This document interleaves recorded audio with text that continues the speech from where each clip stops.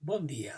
Aquest tutorial forma part del curs de Biologia Evolutiva per a professors i és una de les activitats IBE que us vam proposar, que es diu Construeix un arbre filogenètic. Jo sóc el Salvador Carranza, sóc investigador de l'IBE i us guiaré de forma molt senzilla perquè veieu com s'infereix un arbre filogenètic utilitzant dades genètiques. Teniu també un guió que seguiré al peu de la lletra i per tant no ens perdrem, no es perdrà ningú, anirem a poc, pas a pas i veurem com es fa. I al final serem capaços de recuperar, en principi si ho fem bé, la filogènia dels Hominoidea, que és l'objectiu d'aquesta pràctica.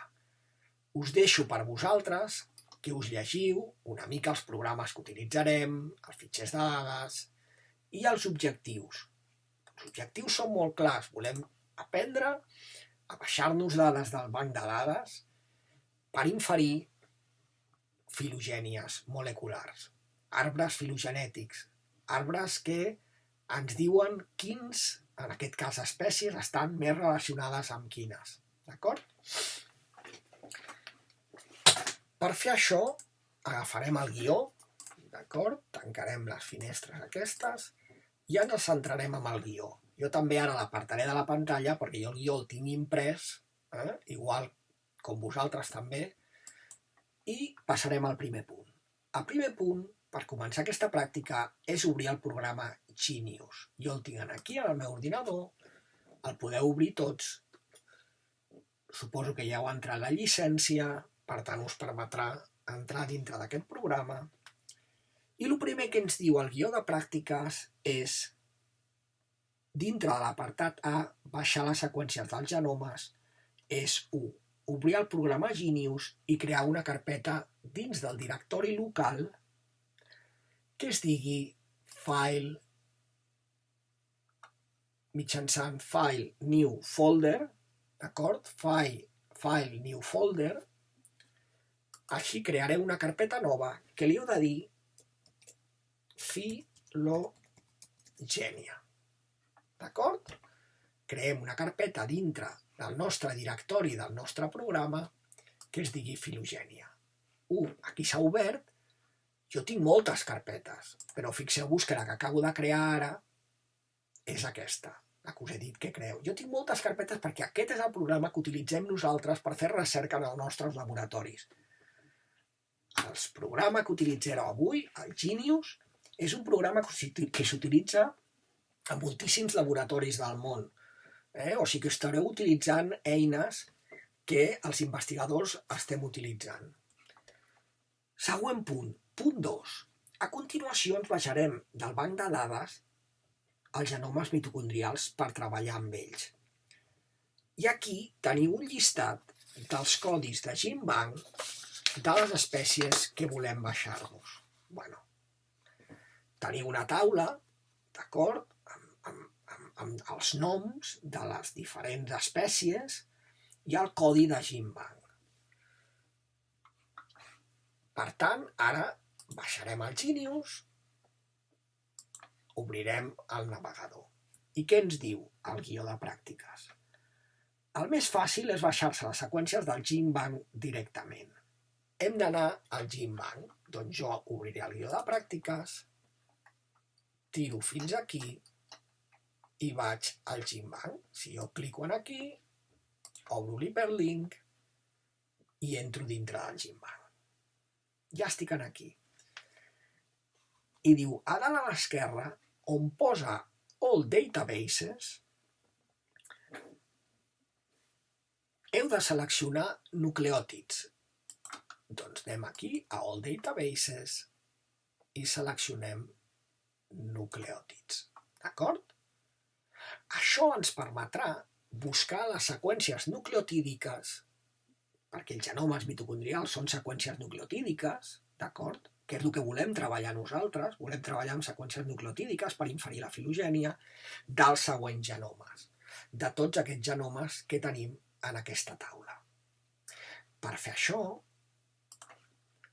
el que us diu en el guió és A continuació, copiar el llistat dels 11 genomes separats per un espai i donar-li al search.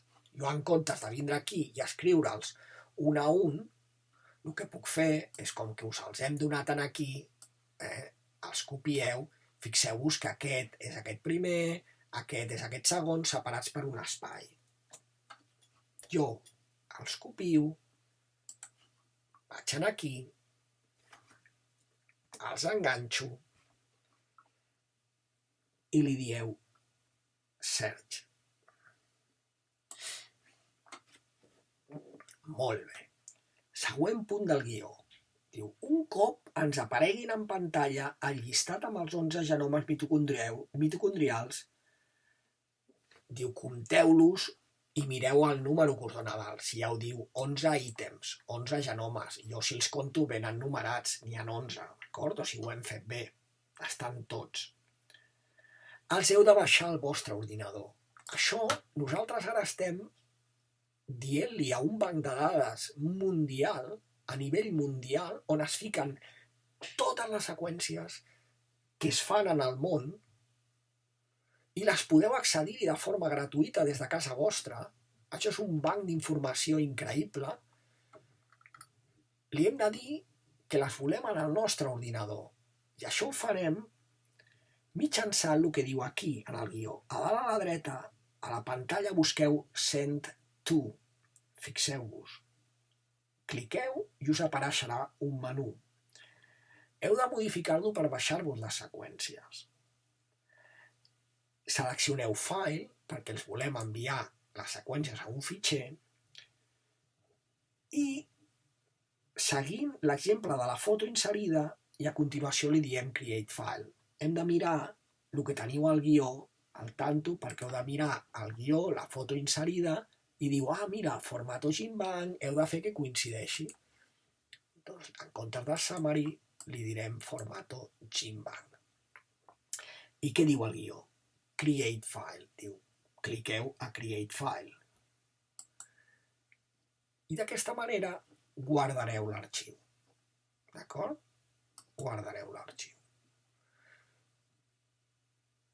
Jo a l'arxiu li diré seqüència 2, jo li canvio el nom perquè ja tinc un en el meu escritori que es diu seqüència i si no el xafaria. Per tant, jo li dic seqüència 2, però vosaltres ho podeu deixar amb el nom que vulgueu.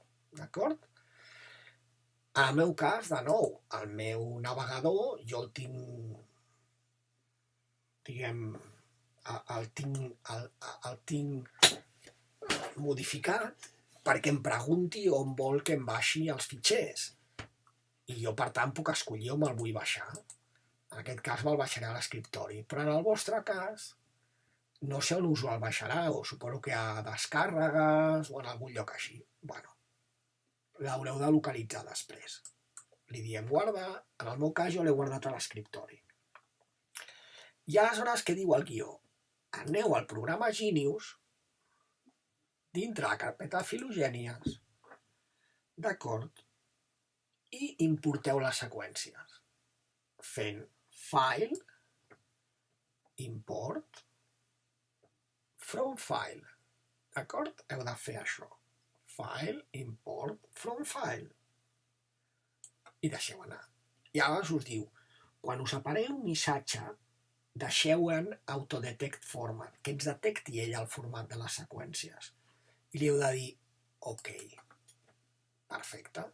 Ja ens diu quin fitxer voleu agafar. Aleshores, quan vosaltres haureu de navegar dintre del vostre ordinador a buscar aquest fitxer que en el vostre cas es dirà sequence.gb o el nom que li hagueu ficat. Jo li he canviat el nom a sequence.gb, però si no li heu canviat el nom es dirà sequence.gimbank. GB de Gimbank. Obriu el fitxer. I aleshores aquí diu, atenció, quan us pregunti si voleu mantenir les seqüències juntes o separades, heu de seleccionar Keep Separated. Keep Separate. Ho veieu aquí, ja ens ha sortit aquest missatge. Ens diu, ei, què vols fer amb aquestes seqüències? Les vols juntes o separades? Li direm separades. I ens importa els 11 genomes mitocondrials. En aquest punt podeu pausar el vídeo fins que tothom hagi aconseguit això, baixar-se els 11 genomes mitocondrials. Molt bé. Si ja tothom té els 11 genomes mitocondrials dintre de la seva carpeta filogènia, ja podem anar al següent punt. Què és?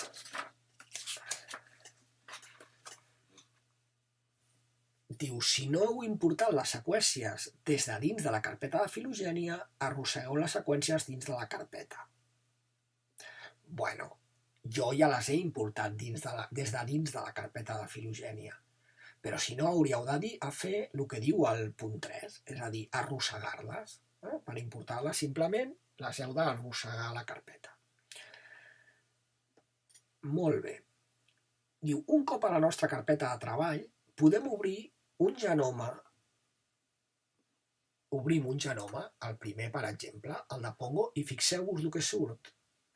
Surt un genoma que és circular. Això és perquè és un genoma mitocondrial, i els genomes mitocondrials, recordeu que venen de bacteris, d'un procés de simbiosi que va haver-hi fa molts milions d'anys enrere, d'acord? Entre un eucariota i una bactèria. I aquest procés de simbiosi fa que dintre dels nostres mitocondris hi hagi un genoma circular. Què diuen aquí a la pràctica? Bueno, que ens assegurem que la finestra Annotations estigui clicada, estigui aquí seleccionada, perquè si la seleccionem perdem tota la informació, fixeu-vos. Veieu que perdem tota la informació.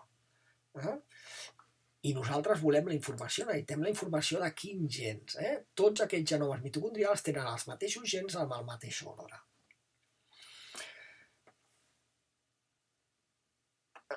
Tots aquests genomes, com podeu veure aquí, tenen un cercle, una icona, que és un cercle verd, i vol dir que és un genoma circular i que està complet.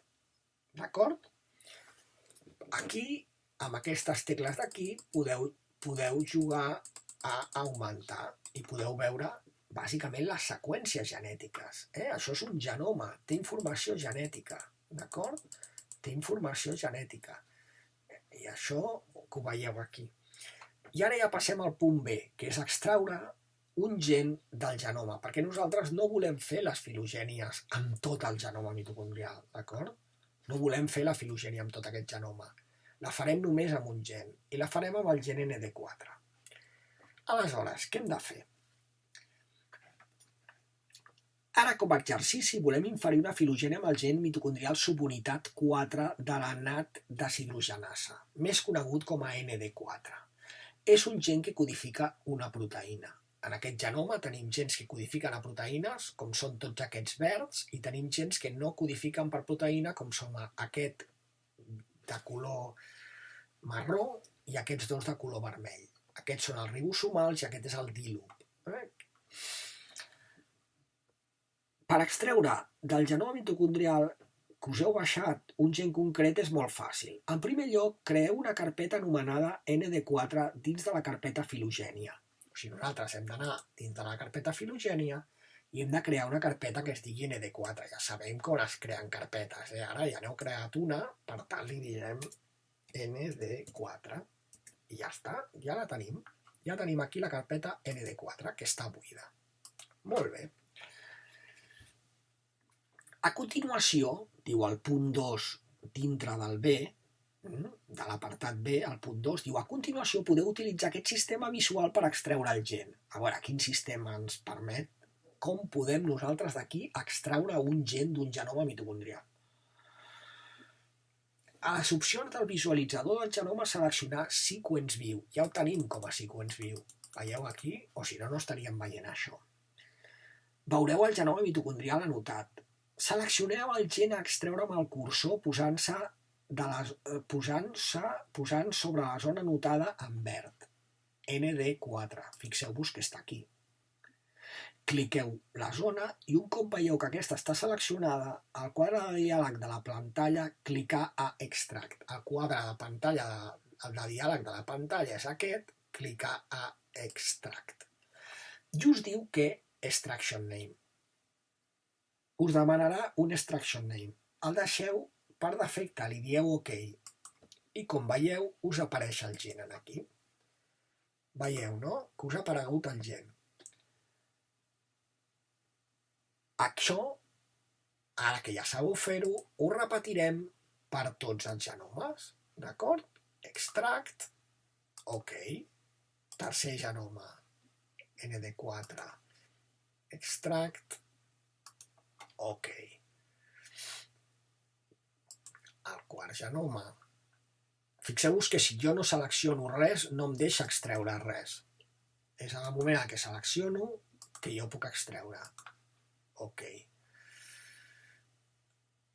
Ara ve aquest genoma, ND4, extract, OK. Ara ve, espereu que farà aquesta finestra una mica més petita, ara després d'aquest ve el 283, selecciono l'ND4, li dic extract, OK. Li diem aquest d'aquí, li diem extract i OK. Després de 4.2, agafem aquest d'aquí, l'ND4, li diem extract, OK. Aquest d'aquí, molt bé, després d'aquest, fem aquest, li diem aquest, extract, OK.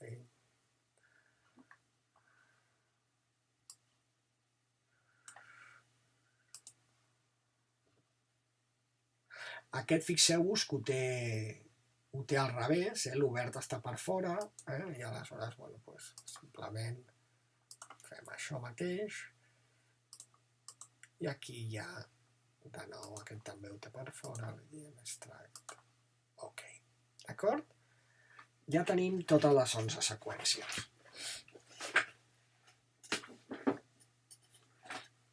Molt bé. Aleshores, aquestes seqüències les passarem dintre de la carpeta que es diu ND4, les arrossegarem a dintre i ja les tindrem aquí dintre d'aquesta carpeta. Tenim tots els gens que hem extret, que són aquestes 11 seqüències que hem extret i amb les quals hem de fer la filogènia. Diu seleccionar les 11 seqüències, les seleccionarem les 11 seqüències, i ara el que hem de fer és alinear aquestes seqüències per establir l'homologia, per veure quines regions genòmiques són homòlogues a unes altres. De la mateixa manera que si estiguéssiu fent relacions filogenètiques utilitzant caràcters morfològics, no compararíeu les potes del darrere amb les potes del davant, o les antenes amb les potes si fossin insectes, hauríeu de comparar potes amb potes, antenes amb antenes, etc. Nosaltres aquí, quan utilitzem dades moleculars, també tenim que establir l'homologia, és a dir, saber quina regió, quin nucleòtid és homòleg a quin nucleòtid. I això és molt complex, i per aquest motiu utilitzem programes d'alineament. Són software, són programes concrets que ens ajuden a alinear aquestes seqüències, ens ajuden a fer aquest procés, que utilitzen algoritmes, d'acord? D'alineament. Tal com diu el guió, s'han de seleccionar les 11 seqüències i anar a Tools, Align Assemble, Multiple Align, clicar i seleccionar Muscle, que és el que ve per defecte. Aquest és un programa que aquí ve per defecte però que va molt bé i que utilitzem nosaltres molt en les nostres feines, a les nostres investigacions. Li donem OK i ens surt l'alineament. Fixeu-vos que en aquest alineament, si vosaltres augmenteu per aquí per la lupa, podeu veure evolució, són canvi. Aquí veieu ja el canvi, les mutacions, tot això són mutacions, d'acord? I això, per tant, cada posició hi ha 4 lletres, A, T, C, G, i cada posició és un estat de caràcter, d'acord? I aquesta posició és una posició homòloga. Tots aquests, nosaltres, això és el nostre alineament, per tant, totes aquestes lletres, aquesta és una posició que és homòloga. Considerem que és la mateixa posició a totes les espècies. I, per tant, aquí hi ha una C i aquests 4 han tingut un canvi.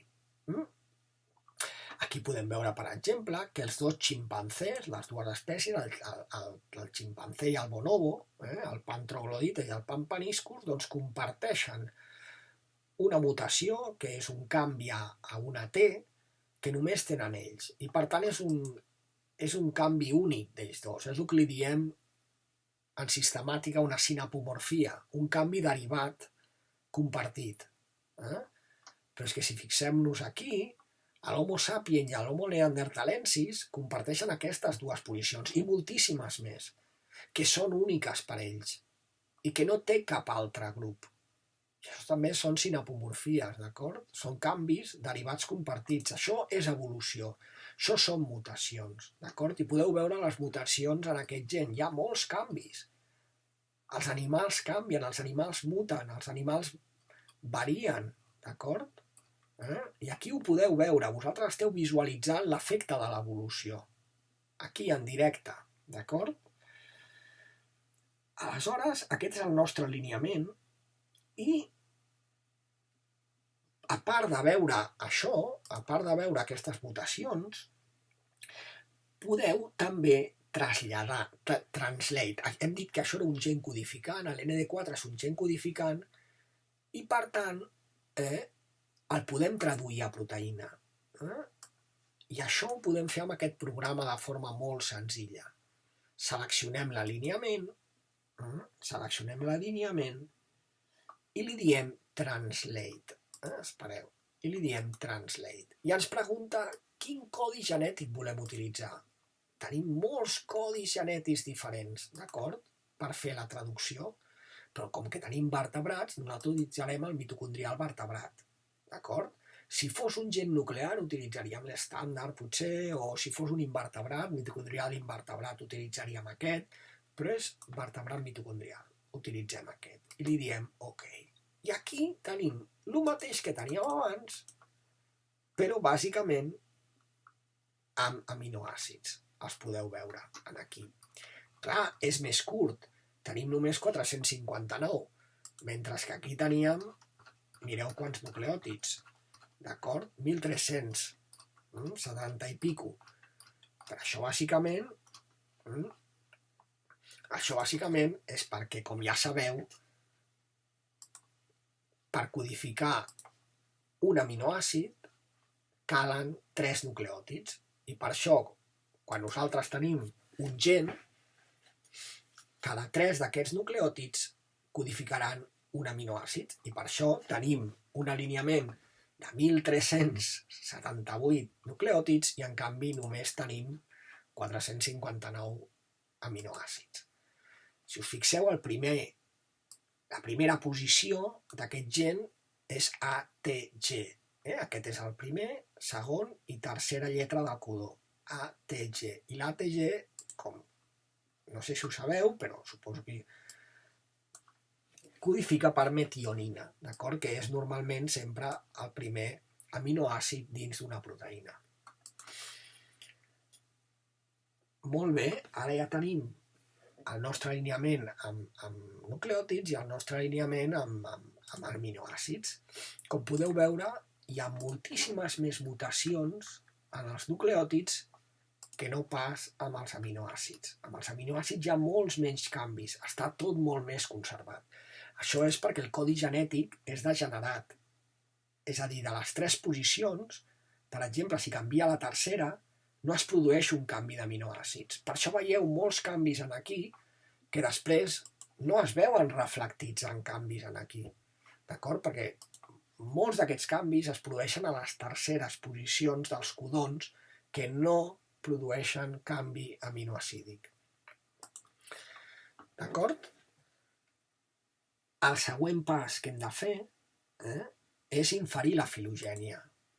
per inferir la filogènia amb Bootstrap, com diu aquí, que és una mesura de suport pel gen ND4, és a dir, aquest alineament on ja hem establert l'homologia, volem inferir la filogènia.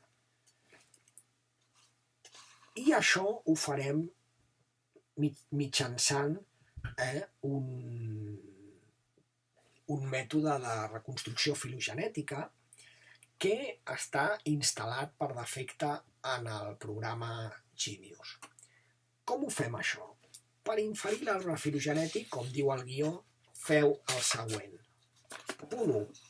Seleccionar el fitxer Nucleotide Alignment, aquest fitxer d'aquí. Anar a la icona groga que posa Tree, apreteu la icona, s'obrirà un quadre de diàleg i ens dirà tota una sèrie de coses, el teniu aquí en el guió de pràctiques, i us diu que escolliu el mètode Genius Tree Builder i ho deixeu tot per defecte. Això és un model genètic, d'acord? El que li diem un model d'evolució genètica. I això l'hem d'utilitzar perquè hem de modelar les seqüències quan fem filogènies. Pels algoritmes els hem de donar aquesta informació. I els models evolutius ens serveixen per corregir qüestions importants que tenen implícites les seqüències nucleotídiques. Per exemple, poden haver-hi animals que tinguin més adenines que timines, poden haver-hi alguns alineaments que tinguin més transicions que transversions, i hi ha altres aspectes importants que el programa, per inferir l'arbre, necessita saber, d'acord? I això ho fem a través del model evolutiu. En aquest cas ho deixarem tot això per defecte. I el resampling method, que és la mesura de suport, com veieu que la volem, és el Bootstrap. I també hem d'escollir un grup extern, perquè per fer una filogènia la podem fer sense grup extern, però hem d'arrelar.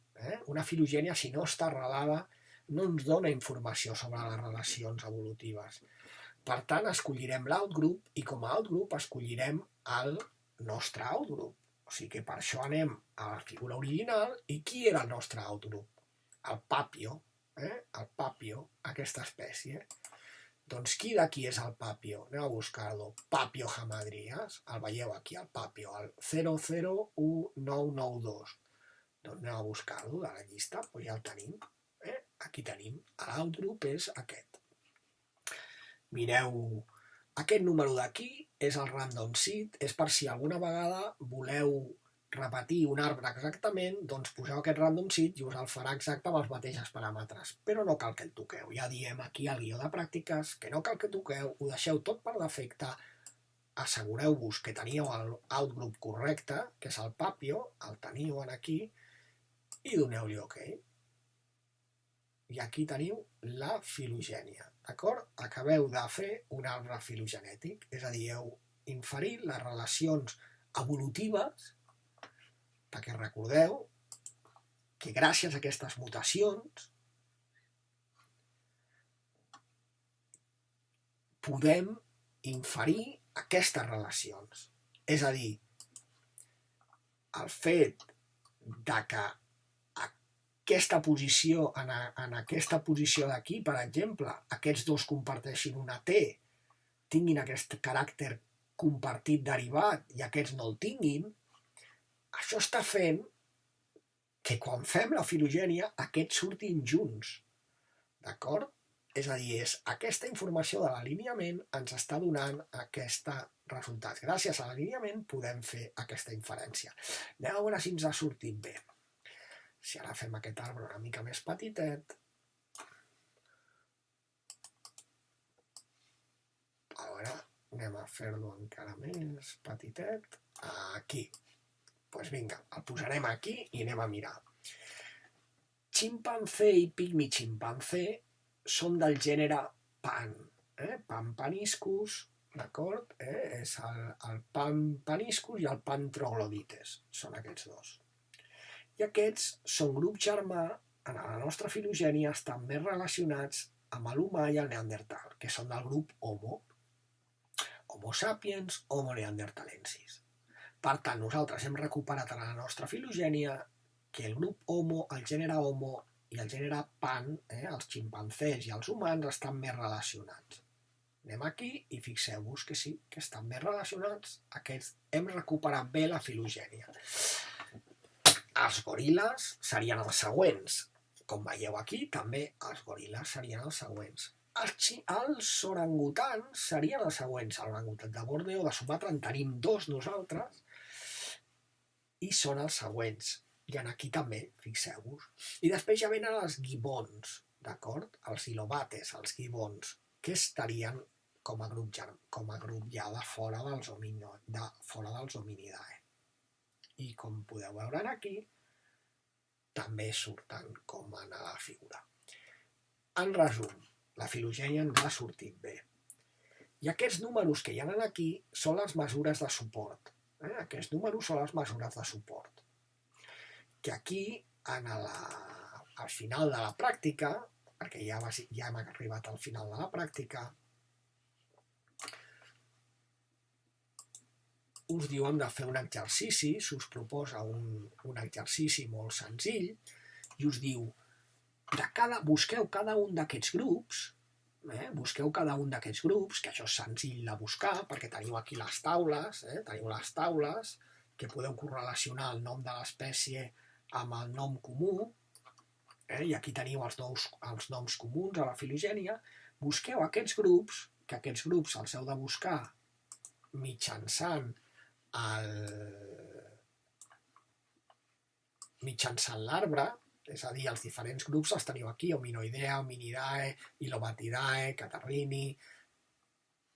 Doncs busqueu aquests grups. Hominidae, Hominidae és el grup que inclou Pongo, goril·la, Pan i Homo. Heu de buscar a la filogènia on està aquest grup i quina és la mesura de suport, si és 100, 100, 80, 100, 68,6, el que sigui. D'acord? Qüestions sobre el bootstrap, això és res, és una cosa perquè aprengueu una mica a llegir l'arbre. Sobre el bootstrap. El bootstrap és una mesura de suport estadística, d'acord, que es basa en uns algoritmes i uns tipus de càlculs que no hi entrarem, però el que sí que és necessari que sapigueu és que en principi hi ha algú que té un bootstrap superior a 70 és que està ben suportat. És una relació filogenètica que està ben suportada.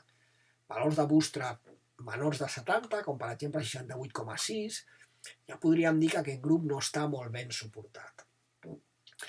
Això no vol dir que això ens està anant en contra de que els hominidae siguin un grup monofilètic, no. Simplement és que la informació que nosaltres hem utilitzat és bàsicament de 1.378 nucleòtids. I aquest gen que utilitzem mitocondrial és d'evolució molt ràpida i per això ens recupera les relacions filogenètiques relativament joves, molt bé, però quan ens n'anem al passat, a esdeveniments que van ocórrer fa molts milions d'anys enrere, aquest gen ja no va tan bé. Si vosaltres féssiu exactament el mateix procediment que hem fet avui, però en comptes d'extreure el gen ND4, extraguéssiu un gen d'aquests, que és més lent, per exemple el 16S, i tornéssiu a fer exactament el mateix, obtindríeu unes mesures de suport més bones a la base i més dolentes cap a la punta. I també podríeu fer, perquè podríeu preguntar-li per què no inferim les relacions filogenètiques amb tot el genoma mitocondrial sencer. Fixeu-vos, tenim 16.000 parells de bases, no 1.378, 16.000. Clar, aleshores obtindríeu una filogènia, el més segur, obtindríeu una filogènia on tots els nodes estarien molt ben suportats, d'acord? Perquè estaríeu incloent moltíssima informació. I això suposo que ajudaria a donar robustesa. Per què no ho fem? Perquè els ordinadors que estem utilitzant avui per les pràctiques no tenen diguem, la potència suficient per fer aquest tipus de càlcul tan intensiu. I per això hem hagut d'utilitzar un gen únic. Doncs això és tot. Ja heu vist com es fa una filogènia i com s'infereixen les relacions filogenètiques i seguim pas a pas el guió de pràctiques. Ho podeu repetir tranquil·lament, ja veieu que és ràpid, i el que jo crec que és molt important és que això us pot donar a pensar i és una molt bona font per fer treballs de recerca, però molt bona, perquè podeu agafar diferents grups que us interessin i anar al GenBank, agafar els seus gens i baixar-vos-els, tal com hem fet aquí, i d'aquesta manera podeu fer projectes. Com es fa això? Doncs en comptes d'anar a Nucleotide, vosaltres podeu anar aquí a Taxonomy i aquí li podeu posar el nom de lo que vulgueu. Per exemple, Canis lupus, que és el nom del llop. D'acord? I us sortirà Canis lupus. I us surten totes les subespècies de llops. Fixeu-vos. I aleshores buscar a veure quina informació hi ha aquí, d'acord? I a veure si hi ha alguns gens que siguin comuns a tots, per exemple, l'MZ1R o algun gen, i fer una filogènia de tots els llops. O podríeu ficar Ursus, el gènere Ursus. I si fiqueu dintre d'Ursus, tindreu tots els ossos que hi ha seqüenciats a GenBank. I de nou, podeu mirar quins nucleòtids hi ha, quines seqüències hi ha. Fixeu-vos, seqüències nucleotídiques, una, la cliqueu, i mireu a veure de què és. Aquesta és un citocrom B, és també mitocondrial. Fixeu-vos que ja sabeu treballar amb mitocondrials. Ostres, ens interessa? Sí, doncs me la baixo. Ja sabeu baixar-vos-les. Ja està, ja me la baixo. Li diré GenBank 3, Sequence 3, perquè si no m'aixafarà les altres. I ara jo ja em puc anar aquí i fer un projecte nou que sigui... En aquest cas la ficarem aquí, la importarem, Autodetect Format, Sequence 3, i ja la tenim aquí, la seqüència de citocrom B d'un os, d'acord? La seqüència de citocrom B d'un os. I així us podeu baixar de l'Ursus americanus. I així podeu fer projectes, podeu mirar aquí el GenBank, els projectes que puguin haver-hi, etc. D'acord? També podeu contactar amb nosaltres per idees o per suport. Doncs en principi ho deixarem aquí, que ja hem fet la pràctica i espero que us hagi agradat. I si de nou, si hi ha algun dubte, els professors tenen el nostre contacte i podeu contactar amb nosaltres sense cap problema a l'Institut de Biologia Evolutiva. Estarem encantadíssims de guiar-vos, d'ajudar-vos, d'acord? Amb tot el que necessiteu per aprendre a inferir arbres filogenètics.